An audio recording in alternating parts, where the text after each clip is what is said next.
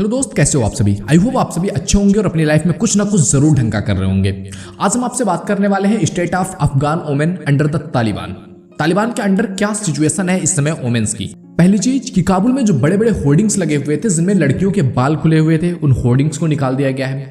Second thing कि बुरके की cell बहुत ज्यादा बढ़ गई है और उसकी प्राइस भी बहुत हाई हो चुकी है। 200 से 300 में जो बुरके इजीली मिल जाते थे उनकी प्राइसेस 2000 से 3000 तक हो चुकी है।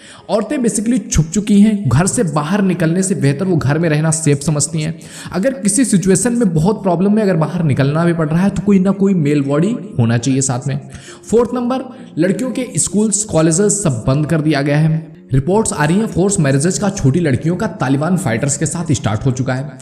औरतें जो यूएस के साथ पिछले 20 सालों से काम कर रही थी वो अपना एविडेंस डिस्ट्रॉय कर रही हैं। इवन उनके फोन, उनके पेपर्स, उनके रिकॉर्ड्स जो भी उनको यूएस के साथ लिंक करता है कि वो यूएस के साथ काम कर रही थी, इवन उनके सोशल मीडिया प्लेटफॉर्म सभी को पूरी तरह से डिस्ट्रॉय कर रही हैं। 7th नंबर कि औरतों का काबुल के एयरपोर्ट पर जाना जान देने के बराबर है। 8th नंबर, तालिबान ने कहा हुआ है कि हम औरतों के साथ कोई भी वायलेंस नहीं कर रहे हैं। औरतों के साथ तब तक कोई वायलेंस नहीं किया जाएगा, जबरदस्ती नहीं होगी जब तक कि वो इस्लामिक लॉ में रहेंगी। नंबर 9, बाइडेन महोदय ने कहा है कि तुमको पैसा नहीं देंगे अगर तुमने औरतों के साथ कोई भी ऑपरेशन या वायलेंस किया तो। नंबर 10, यूएन सिक्योरिटी काउंसिल ने तालिबान को अफगानिस्तान का ऑफिशियल गवर्नमेंट रिकॉग्नाइज कर लिया है और कहा है कि तुमको पैसा मिलता रहेगा लेकिन तुम टेररिस्ट जो भी एक्ट्स हैं उनको बढ़ावा नहीं दोगे, टेररिस्ट के साथ तुम्हारा कोई समझौता नहीं होगा और औरतों को तुम राइट्स दोगे। तो ये है मोटी मोटी बात अगर इस समय की बात किया जाए कि इस समय क्या राइट्स हैं। अब आओ बात कर लेते हैं कि बिफोर 2001 यानी कि 2001 से आप बोलोगे अफगानिस्तान का कॉन्स्टिट्यूशन बना हुआ है, अफगानिस्तान बना हुआ है। 2001 से पहले क्या सिचुएशन थी। तो अगर बात करें दोस्त 2001 से पहले जब तालिबान का शासन था उस टाइम पर औरतों की क्या सिचुएशन थी। तो सिचुएशन कुछ भी नहीं था, कुछ भी बेहतर नहीं था। सिचुएशन उतनी बुरी थी जितनी बुरी तुम सोच सकते हो, हद से हद जितनी बुरा तुम सोच सकते हो उससे भी बुरा सिचुएशन था। अब देखो, किसी भी चीज को बताने के दो पहलू होते हैं। पहला जो रियलिटी में था, और अगर रियलिटी में जो तालिबान के साथ उस टाइम पर था वो बता दिया जाए तुम्हारी रूह कांप जाएगी। दूसरी होती है ऑफिशियली, जो तुमको बताया जाता है कि ऐसा ऐसा हुआ था। और ऑफिशियली अगर बात करें कि औरतों के साथ उस समय तालिबान का क्या रवैया था, तो सबसे पहली चीज कि एजुकेशन बैन था औरतों के लिए और लड़कियों के लिए। दूसरी कि औरतों और लड़कियों को काम पर जाना बैन था, एक्सपेक्ट ऑफ कुछ चीजें जैसे कि औरतों की प्रेगनेंसी हो गया या वुमेन केयर हो गया उसके मामले को छोड़ करके। तीसरी चीज घर के बाहर निकलना बैन था। फोर्थ चीज बुर्का पहनना मस्ट था अगर वो घर के बाहर कदम भी रख रही हैं तो। पांचवी चीज हर तरह का एंटरटेनमेंट बैन था, दोनों के लिए, मेल एंड फीमेल किसी भी तरह का एंटरटेनमेंट बैन था, चाहे वो म्यूजिक हो, चाहे वो टेलीविजन हो, चाहे वो स्पोर्ट्स हो, हर चीज में बैन था। कोई भी एंटरटेनमेंट नहीं लिया जा सकता था। इवन कि आप फैमिली से बाहर मर्द और औरत आपस में बातें भी नहीं कर सकते थे। And number 6, most of the educated Afghan leave the country. वो या तो पाकिस्तान चले गए थे या वो किसी और ऐसी कंट्री जहां पर उनको सेफ लग रहा था रहना वहां पर चले गए थे।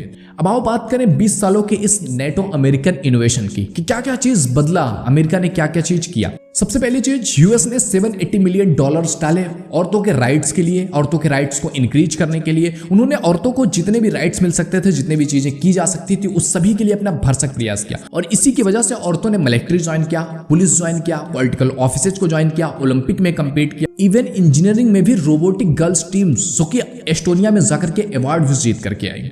नंबर 3, लड़कियां टॉप यूनिवर्सिटीज अटेंड कर सकती थी, न्यूज एंकर बनी, टेलीविजन शो में भी काम किया, गवर्नमेंट जॉब्स भी होल्ड किए। अब ये सुनकर के आपको लग रहा होगा यार बहुत बढ़िया, बहुत अच्छे तरीके से उनकी ग्रोथ हो रही थी। तो ऐसा बिल्कुल भी नहीं था दोस्त। अगर आप इस चीज को देखते हो तो इसको देखने के भी दो पर्सपेक्टिव है। पहला कि तालिबान से आप कंपेयर करके देखोगे तो उससे तो ऑफकोर्स बहुत बढ़िया, बहुत बढ़िया, बहुत बहुत बढ़िया था। लेकिन अगर आप दूसरी चीज को भी देखोगे, सेकेंड रियलिटी को, तो वो ये है दोस्त कि लोग तो वही थे, समाज वही था, सोच वही थी। क्योंकि सबसे बड़ी चीज होती है दोस्त सोच पर ही आपकी सब कुछ डिपेंड करती है कि आप किसी चीज को किस तरह से देखते हो, किस तरह से किस वे में लेते हो। तो सोच तो आपकी सेम थी। मेजॉरिटी ऑफ अफगान महिलाएं मर्दों की मुट्ठी में थी। उनके लाइफ के जो भी मेन डिसीजन हो, चाहे वो शादी हो, चाहे जॉब हो, चाहे स्टडीज हो, वो सभी क्या कौन लेता था, मेल बॉडी जो उनके घर में होता था वही लेता था। 2004 में अफगान कॉन्स्टिट्यूशन ने औरतों को सभी राइट्स दिए, लेकिन वो चीजें प्रैक्टिस में नहीं थी, वो केवल ऑन पेपर था। क्योंकि प्रैक्टिस में वही चीजें होती हैं जो झुंड करता है, जो लोग करते हैं, जैसा समाज होता है वही चीजें प्रैक्टिस में आती हैं। और झुंड वही था, सोच झुंड की वही थी, लोगों की सोच वही थी, तो चीजें वही हो रही थी। ऑन पेपर सारे राइट्स मिल चुके थे। और यही सब स्वभाव देकर के अमेरिका और नेटो ने कहा कि यार इनका क्या किया जाए। क्योंकि इनको सारे राइट्स दे दो, पर वो राइट्स तो पेपर पर होंगे ना। जो प्रैक्टिस हो रहे हैं, जो लोगों के बीच में रह रहे हैं, वो चीजें तो बदल नहीं रही हैं। जिस तरह से औरतों के खिलाफ वायलेंस हो रहा था, उसी तरह से वायलेंस हो रहा है। औरतें जाकर के इसको लोगों में बता भी नहीं सकती, पुलिस में बता भी नहीं सकती, समाज में जा भी नहीं सकती, क्योंकि सभी जगह पर वही लोग तो हैं, उसी तरह के लोग ही हैं, वही माइंडसेट रखने वाले लोग हैं।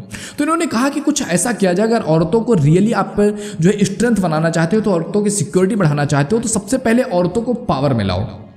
अगर औरतें पुलिस में होंगी तो अगर किसी महिला के साथ वायलेंस हो रहा है तो हो सकता है वो जाकर के उसके साथ कह सके, उसके साथ शेयर कर सके। इसलिए औरतों को पावर में लाना बहुत जरूरी है, और इन्हीं सबको देखते हुए औरतों को धीरे धीरे पावर में लाने की कोशिश किया गया। और इसी की बदौलत रिकॉर्ड्स की माने तो अफगान में 3231 अफगान पुलिस में महिलाएं थीं, 1312 अफगान की आर्मी में महिलाएं थीं, 122 महिलाएं अफगान की जो स्पेशल टास्क फोर्स होती है उसमें थीं। यानी अगर बात करें अफगान की टोटल सिक्योरिटी फोर्स की, तो उसका 1.4% महिलाएं थीं।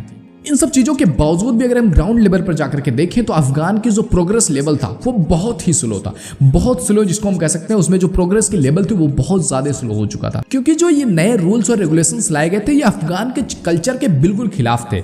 अफगान के कल्चर से वो चीजें मैच नहीं कर रही थी।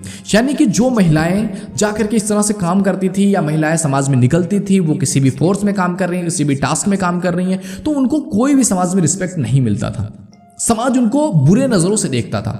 महिलाएं जिन्होंने इस तरह के टास्क फोर्सेज में काम किया हुआ, वो बताती थी कि people treat them like a horse, घोड़े की तरह ट्रीट करते थे उनको, हॉर्स की तरह ट्रीट होती थी उनकी।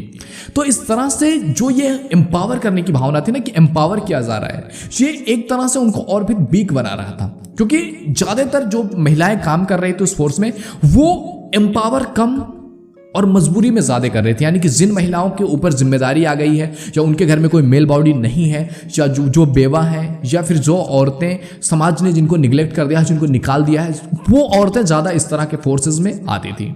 जरीफा नफीरा 26 साल की उम्र में अफगानिस्तान की पहली महिला मेयर बनी। और दूसरी चीज, अफगान की जो रोबोटिक टीम थी, 20 लड़कियों की जो टीम थी, जो एस्टोनिया में जाकर के जिसने रोबोटिक में मेडल जीत करके लेकर के आई थी, वो टीम ने जब ये मेडल जीता बहुत तारीफ की गई उसकी, क्योंकि ये बहुत बड़ी बात थी उनके लिए। बट अभी जो ये रोबोटिक टीम है, इस समय उनका पता नहीं लग रहा है। इस समय जो वो टीम का जो होम टाउन था उस पर तालिबान ने कब्जा कर लिया, और मिसिंग रिपोर्ट्स आ रही हैं कि वो अभी मिल नहीं रहे हैं। जो ह्यूमन राइट्स लॉयर्स हैं, चाहे वो कनाडा के हों, यूएस के हैं, वो सभी इस पर बात कर रहे हैं कि उनको किस तरह से निकाला जा सकता है। यूनिवर्सिटी और स्कूलों से लड़कियों को कहा गया आप तुम घर बैठो, तुम्हें स्कूल और यूनिवर्सिटी आने की कोई जरूरत नहीं है। तो इस तरह से ये सारी सिचुएशंस हैं। जो औरतें धीरे धीरे समाज में कुछ अच्छा कर रही थी, अब उनके लिए भी पूरी तरह से फुल स्टॉप लग गया है तालिबान के कमांड में आने के बाद। क्योंकि देखो, किसी भी कल्चर को चेंज होने में टाइम लगता है। अब अफगानिस्तान का कल्चर धीरे धीरे चेंज हो रहा था, धीरे धीरे उसमें चेंजेस आ रहे थे। जो लोग औरतों को रिस्पेक्ट नहीं कर रहे थे या एक्सेप्ट नहीं कर रहे थे, वो धीरे धीरे एक्सेप्टेंस आ रही थी। और 20 सालों में काफी कुछ चेंज हुआ था अफगानिस्तान में। लेकिन अब फिर से तालिबान का कब्जा हो चुका है, और टोटली वहां पर जिस तरह के वायलेंस हो रहे हैं, जिस तरह से औरतों के साथ गलत तरीके से उनके साथ ट्रीट किया जा रहा है, उनको कोई हक नहीं दिया जा रहा है, वो धीरे धीरे फिर से वो चीजें कैप्चर कर ली जाएगी। क्योंकि अभी अफगानिस्तान पर पूरी तरह से तालिबान के कब्जे की बात की जा रही है, और धीरे धीरे तालिबान अफगानिस्तान के अलग अलग जो शहर हैं, सिटीज हैं, वहां पर धीरे धीरे अपना कब्जा जमा रहा है। तो ये था मेजॉरिटी जो चीजें हो रही हैं इस समय अफगानिस्तान में। आई होप इससे आपको बहुत कुछ पर्सपेक्टिव मिला होगा, आपने इतिहास भी देखा, और इस समय क्या चीजें हो रही थी अभी तक वो भी देखा, और अभी प्रेजेंट सिनारियो क्या है वो भी आप समझ चुके होंगे। तो अब देखते हैं आगे क्या होता है इसके बारे में। तो दोस्त, ये सिचुएशन है। आपके और भी कोई क्वेश्चन है, इंस्टाग्राम की आईडी आपको दिख रही है ऊपर, इस पर जाकर के आप डीएम कर सकते हो, अपने क्वेश्चंस रख सकते हो। आपको एक बेहतरीन पर्सपेक्टिव मिलता है चीज़ों को सोचने के लिए, और इस तरह की वीडियोस को पाने के लिए प्लीज चैनल को सब्सक्राइब करके बेल आइकन हिट कर दो।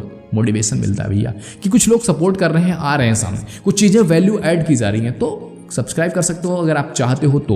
ओके, मिलते हैं आपसे अगले वीडियो में, तब तक के लिए जय हिंद, जय भारत, थैंक यू।